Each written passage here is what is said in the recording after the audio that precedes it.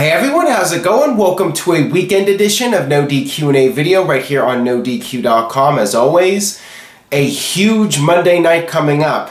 There is going to be some consequences in this epic showdown between Jimmy and Chuck. And what's going on with Los Polos Hermanos? Oh wait, we're supposed to be talking about WWE. I forgot. WWE Raw is this Monday night, of course, with the Superstar Shakeup. The landscape of WWE Raw and SmackDown is going to change drastically according to WWE. Time will tell if that in fact happens. Now with that being said, let's get down to your WWE questions. First one today comes from the Eternal Heel. Since Vince wants all the talent on WrestleMania, can you see WrestleManias spread over 2 days like New Japan Pro Wrestling does, or keep the 6+ hour WrestleManias? There has been a lot of talk about this, the idea of WWE possibly changing the format of WrestleMania instead of having one night doing 2 nights, since the shows keep getting longer and longer.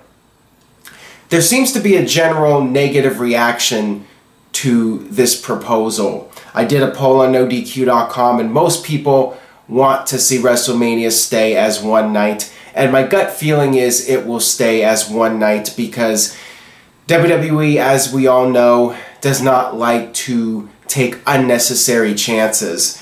Why risk a format that has been working for them for so long? Now, I have been very critical about WrestleMania being too long. I think it's ridiculous. I think all they need to do is just scale it back a little bit, and not everybody is going to get their WrestleMania moment. That's the way it is.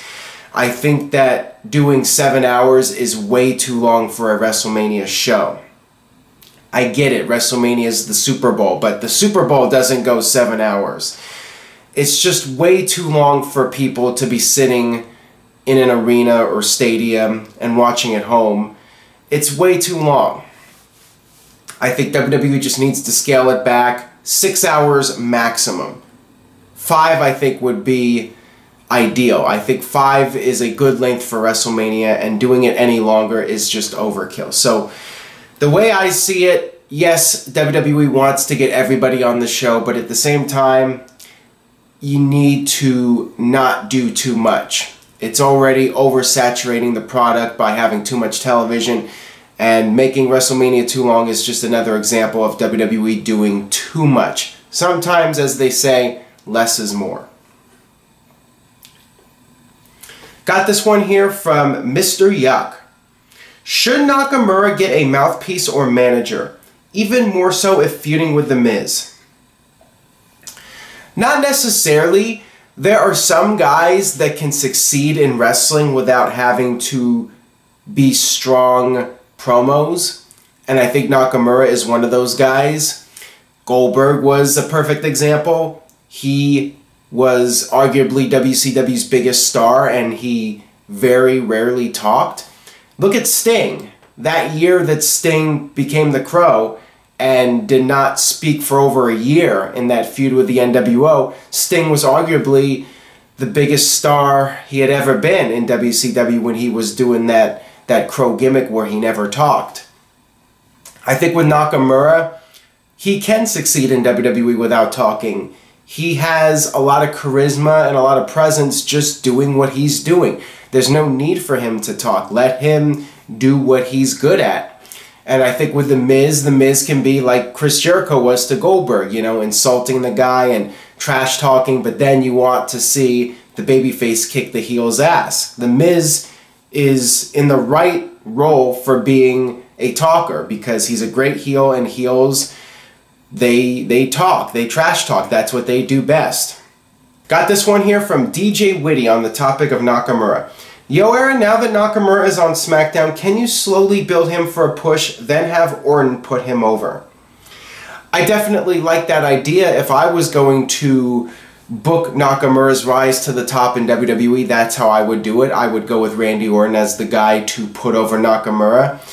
I think that doing it slowly is the way to go. Have Nakamura get established on the main roster. Have him feud with guys like AJ Styles if AJ is going to stay on SmackDown. Let Nakamura slowly build his way up to the top, and maybe at SummerSlam or even Survivor Series. I think Survivor Series might even be better. Give it a good solid 6 months of build-up for Nakamura to chase the world title, and then eventually have Randy Orton drop the title to Nakamura. They might as well now. Since Randy Orton is the champion, they might as well focus on Randy Orton being built up as the world champion for a while, and then having him put over Nakamura, the newcomer in WWE. Not necessarily older than Randy Orton. I was going to say Randy Orton, the older star, putting over the younger star, Nakamura, but I actually think they're around the same age. Thinking off the top of my head, I'm not sure their exact ages, but I think they're pretty close, believe it or not. Everyone thinks Nakamura's young, but he's been around a while. I would definitely build up Nakamura and Randy Orton as the eventual feud where Orton puts over Nakamura, if WWE is in fact going to push Nakamura to that level, which I think they should. Got this one here from Andrew. Do you feel Randy Orton has gotten boring in the ring and the only thing exciting about him is the RKO? You are certainly not the only person that feels that way. Of course, the phrase Randy Borton, people have been saying this about Orton for years. He has a certain style about him, and I think he's a very solid performer. I think he's great, actually, when the circumstances are right. I think at WrestleMania, WWE made a mistake in booking that match the way they did, relying on the special effects rather than having the two of those guys try to kill each other. I'm not sure what the deal is with Randy Orton's storylines. It seems like there are these storylines where Orton is having serious personal issues with somebody, whether it's Triple H breaking into his home or Randy Orton setting the Wyatt's compound on fire, and then they just go in there and have a regular wrestling match. You would think that with the storyline build-up, these guys would be using weapons and brawling all over the place, and this would just be a fight to the death. And that wasn't what they did at WrestleMania. And I think that a lot of that is on WWE, not Randy Orton, you know? I think it's unfair to blame Orton for that match. I think it's the way the match was structured and laid out, and those guys were not given the opportunity to do the match they were supposed to have. You know, I think that's on WWE, not Randy Orton. So I think when Orton is able to go out there and do what he's capable of doing, I think he's one of the best in the business. Got this one here from Zach.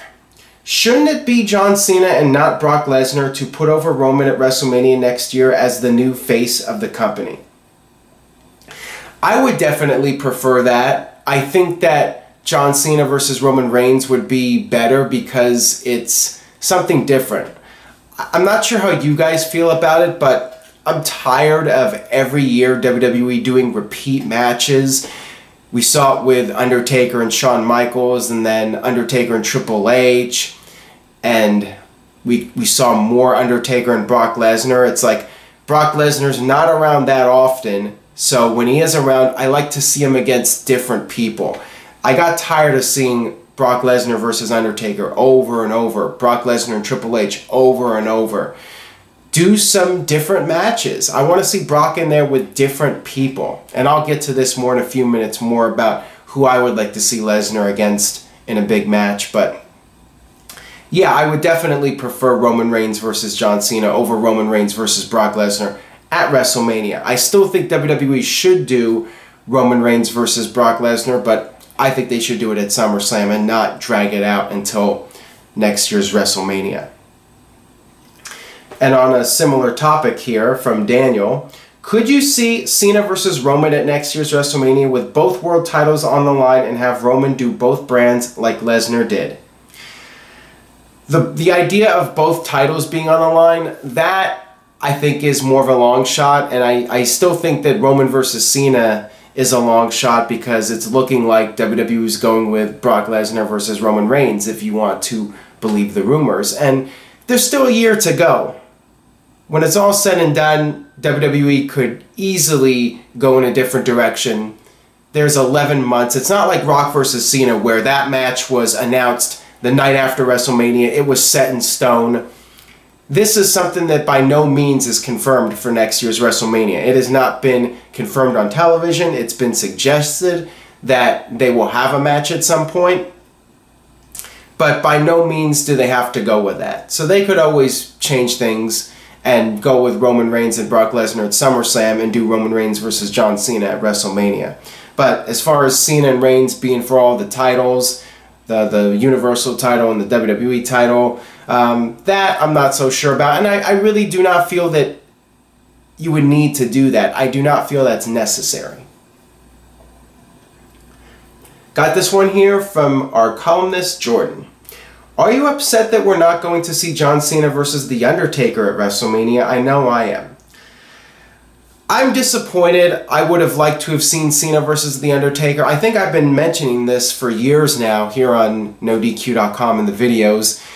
I've been wanting to see Cena versus Undertaker. I think that that was one of the biggest dream matches that WWE could have done. But I understand WWE's logic in not doing it this year for WrestleMania. If somebody is going to retire The Undertaker, it's better that you have it be a full-timer, somebody who's going to be the future of the company rather than the past. John Cena is preparing for life after WWE. He is slowly being phased out, and Roman Reigns is the guy that WWE is trying to build the company around. When you look at it by that perspective, it makes more sense for Roman Reigns to beat The Undertaker at WrestleMania instead of having John Cena retire The Undertaker. In a way, that might have upset fans more. Fans would have argued that Cena is a part-timer. Why is a part-timer retiring The Undertaker? Although I think fans would just complain regardless of who it is. I said what was going to happen with Roman Reigns anyways. I said if Roman beats The Undertaker as a babyface, he's going to get more boos than ever before. And we saw what happened on Raw with Roman getting Cena one-night stand level of boos. Got this one here from Boogeyman79. If you could put the ultimate WWE card together, who would compete and what titles would be on the line? So I'll just go ahead and look ahead to WrestleMania 34. Right now, if I was going to put that card together, the ultimate WWE card, I would go with John Cena versus Roman Reigns as the main event. To me, that is probably the most marketable match WWE could do. I like that match, as I said earlier, better than Roman Reigns versus Brock Lesnar. Now, as far as Brock Lesnar goes, I want to see something new. I want to see Brock Lesnar versus Samoa Joe. I would build up Joe for the next year, and with Brock Lesnar's contract expiring next year, one would think that Lesnar's probably going to put over somebody if he's on his way out. And if that's the case, I would have Lesnar put over Samoa Joe. I would like to see Lesnar put over one of the newer stars in WWE. And again, going back to earlier with Nakamura, not necessarily a younger star because Joe's not that young. He's been around for quite a while. But Joe is a newcomer in WWE. So I would have that match take place at WrestleMania to really establish Joe as a serious force in WWE. Tag team wise, I'd love to see the Broken Hardys, let Matt do the broken gimmick, establish it with the WWE Universe over the next year, and then do the Broken Hardys versus the Wyatt family at WrestleMania. That's a dream match that people would like to see. I think that would be great for next year's WrestleMania. I'd love to see Nakamura versus AJ Styles if they don't do it sooner, or Nakamura versus Seth Rollins. There's a lot of things you could do with Nakamura, a lot of potential opponents. Maybe even AJ Styles versus Samoa Joe if you're not doing AJ versus Nakamura. But I would somehow manage to get those guys in there for some big time matches at WrestleMania. Off the top of my head, those are the matches that I would definitely want to do for next year's WrestleMania if I was going to come up with this big dream card. Got this one here from Alexander. Hey Aaron, have you listened to the Chris Jericho podcast with Roman Reigns? And if so, have your thoughts on him changed? I did hear parts of it, but the thing is, with Roman Reigns, I've never had any issues with the guy. I mean, people think I hate the guy, and that's how some fans feel, that that the fans that are against Roman Reigns somehow hate the guy and they have a personal vendetta against him. No, I do not think that there are that many fans out there that legitimately dislike Roman Reigns. It's more about being frustrated with the direction of the character and Roman Reigns being John Cena 2.0. So I've always respected Roman Reigns, and I still do. So no, my opinion of him did not change because I always had respect for the guy, and I've always understood that he's just playing a role and he's doing what the company tells him to do. They want him in that spot and he's doing what he's paid to do. He's got a job to do and he's doing it. So it's not fair to hate on him personally. It's the company that you should be frustrated with. And if you're frustrated, stop giving them money. When you give them money, then they're just going to keep doing whatever the hell they want. So that's the bottom line on that. You know, Roman, yes, he's towing the company line, but, you know, he's doing what he's supposed to do. This one comes from Hamp, the WWE critic. Why does WWE ignore TNA, but they didn't ignore WCW? It's not like TNA has enough money to sue them. TNA is not that much of a factor, and they never were. The thing is, WCW was not only competing with WWE, but beating WWE for a while. WWE had to acknowledge WCW's existence because it was a back and forth battle. It was a war. It was the Monday Night War. With TNA, even in 2010, when TNA went on Monday nights, they could not compete. They got destroyed by WWE. TNA was never even close to WWE's level of popularity. So why, if you're looking at it from WWE's perspective, why would you acknowledge TNA when they're not even close to the level that WCW was at? Why give them the publicity? Why acknowledge them and give them credibility? You're giving them credibility by mentioning them because you're acknowledging that they are relevant. To me, I think WWE did a great thing by not mentioning TNA. That was the smart thing to do from a business perspective. There was no need to reference TNA. Got this one here from Answer Me Aaron Rift. Great username to get my attention, right? Was there ever a time you thought TNA could be at a similar level to 90s WCW and be real competition for WWE?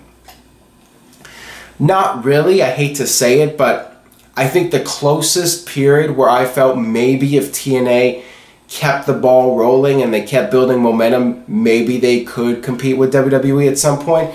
The end of 2009, before Hogan and Bischoff came in, around November, December, I felt like TNA had some real momentum. The ratings were at their highest point in TNA, and you had guys like Desmond Wolfe coming in and Kurt Angle having great matches. They did a recreation of the triple threat match between Samoa Joe, Christopher Daniels, and AJ Styles at the, I think it was the Turning Point pay-per-view.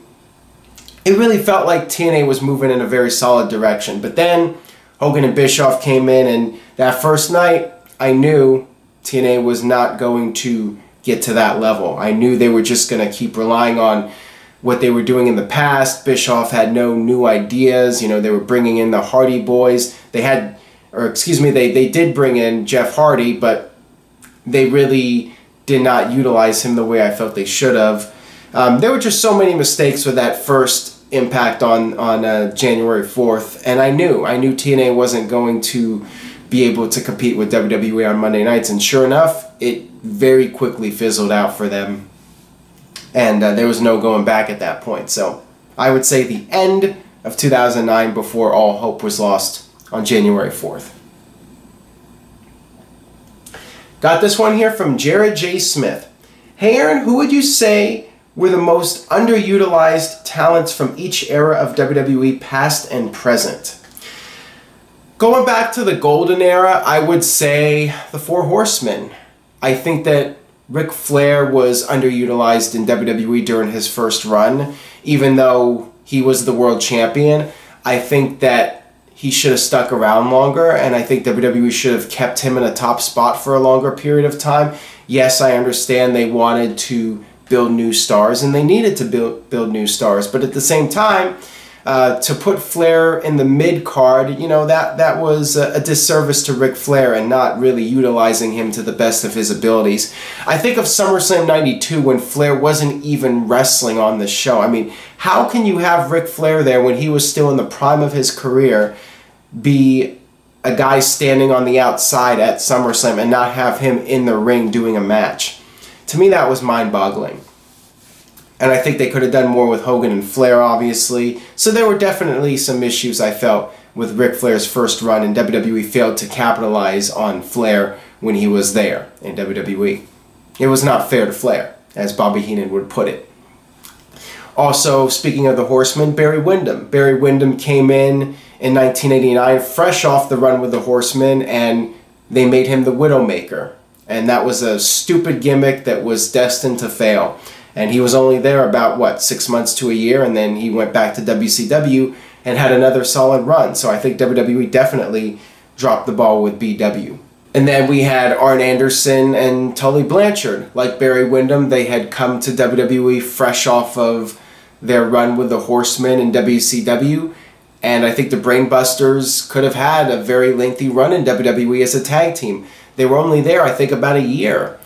They could have done a lot of great matches. They did have some great matches in WWE, actually. I mean, some of the strongest matches of that era of WWE involved the Brainbusters. And I think that they could have stuck around another year or two and had some success. I think WWE should have kept them, you know, getting rid of them. I guess, you know, there was the issue with Tully Blanchard, you know, the drug issue, and they fired him. But still, Arn Anderson would have been a nice guy to keep around in WWE during that era. But you know, that was just a different time, and WWE was not as focused on pushing those types of guys. You know, it was more about pushing the 400-pounders, the big guys. You know, that was the era of WWE. Attitude Era, it's hard to say because there were very few guys that were underutilized. I mean, that was the period where WWE was trying to utilize everybody and trying to make as many stars as possible. And nobody was really being held back during that period. You know, everybody was being given the opportunity to succeed in the Attitude Era. So it's really hard to say for that period. You guys have an opinion on that? Leave a comment. Let me know what you think. Anybody who was underutilized during the Attitude Era. And of course now, Cesaro. Cesaro, I think, is a guy that could be a bigger star than he is. He's doing well, but the fans love the guy so much, and he's such a great athlete, it feels like he's just being wasted in WWE. I would have said Damian Sandow, but, you know, his run in TNA made me think maybe he wasn't quite as big of a deal as people were making him out to be, but I feel he could have been a bigger star in WWE, and they dropped the ball on him. Alright, that'll wrap it up for this edition of No DQ&A video. Thanks as always for watching. If you enjoyed today's video, please share it with a friend on social media. Stay tuned to NoDQ.com for coverage of this Monday's Superstar Shakeup. And with that being said, I will see you guys next time.